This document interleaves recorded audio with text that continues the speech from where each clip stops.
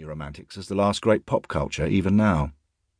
It's a cliché to say that we were in the right place at the right time. We were, but I don't think that paints the full picture.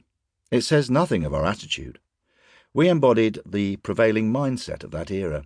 It wasn't greed that drove us, but a sense of self, of individuality, of learning early that we were one in a trillion life forces with endless possibility at the edge of our fingertips if we'd only just tip forward and make a grab for it.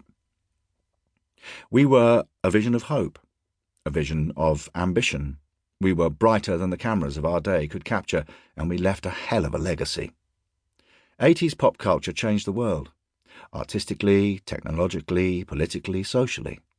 So when you think back and laugh at your back-combed hair, your smeared turquoise eyeshadow, your shoulder pads and your puffy taffeta dress, you should know that it was more than just some weird fashion. However you engage with it, you were part of the future. It might feel a lifetime ago now. For some of you, it possibly was. But there's a reason Gen Z are obsessing over Kate Bush and the sounds of Running Up That Hill in the 2020s. There's a reason TikTok is overrun with 80s aesthetic challenges. SoundCloud is filled with synth pop, and YouTube is filled with Rick Astley. They are plundering it in much the same way that the New Romantics plundered everything and anything that had gone before them, to take it and make it their own. The 1980s made me. I can go pound for pound with anyone who wants to highlight awful outfits, ridiculous hair, and pretentious poses. I have crates of photos I'd be happy to leave locked in a vault until 3030, but I love the 1980s, and I want you to love them too. So here is my attempt to record the decade as I lived it. If you were there, I want you to recall it, to reach out, touch it. If you weren't, I hope I can do it justice.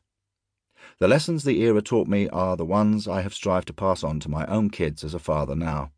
To be open, to explore, to welcome everything as it comes to you, to love life as it is, but to always push forward onto greater things. Whether it's just for you or whether it's for the world at large, the lesson of the 80s is simple. It's all there, and it's all there for you. Martin Kemp. Happy New Year.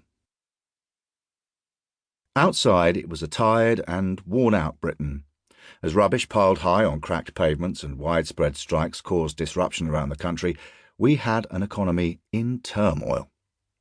Unemployment was high, jobs were precarious, and inflation was out of control. An energy crisis was causing havoc, with petrol prices ramping up and fuel costs causing families to have to decide between heating and eating. The government had just been rocked by a damning vote of no confidence. Ongoing tensions with the Soviet Union provided a terrible background hum. The ever-present threat of a Third World War never far from people's minds. Even pop culture, our last bastion of fantasy and escapism, had become dark, pessimistic and angry. Glam rock had been run out of town by punks dressed in studs and black leather, calling for anarchy. Jamie Reed, the young street artist, had stuck safety pins through the Queen's nose for her Silver Jubilee, and, like a voodoo doll, it embodied the pain the nation was feeling. The land of hope and glory was rife with chaos and despair. Up and down the country it felt as if the winter of discontent had lasted all year. But inside our family home on New Year's Eve 1979, things felt different. As the prawn cocktail vol au vent started to congeal on the Formica kitchen table and the Black Forest Gatto collapsed softly to one side, my mum and dad put their arms around my brothers and my shoulders, and we huddled around our television to count down the chimes of Big Ben. 10. Babysham glasses in hand, we had no idea at that point what the 1980s would bring. No idea of the explosion of colour, the flamboyance, the fashion, the sounds and sights of a brand new pop culture that would be ushered in on a wave of futuristic technology. 9. Actually, to say we had no idea isn't quite right.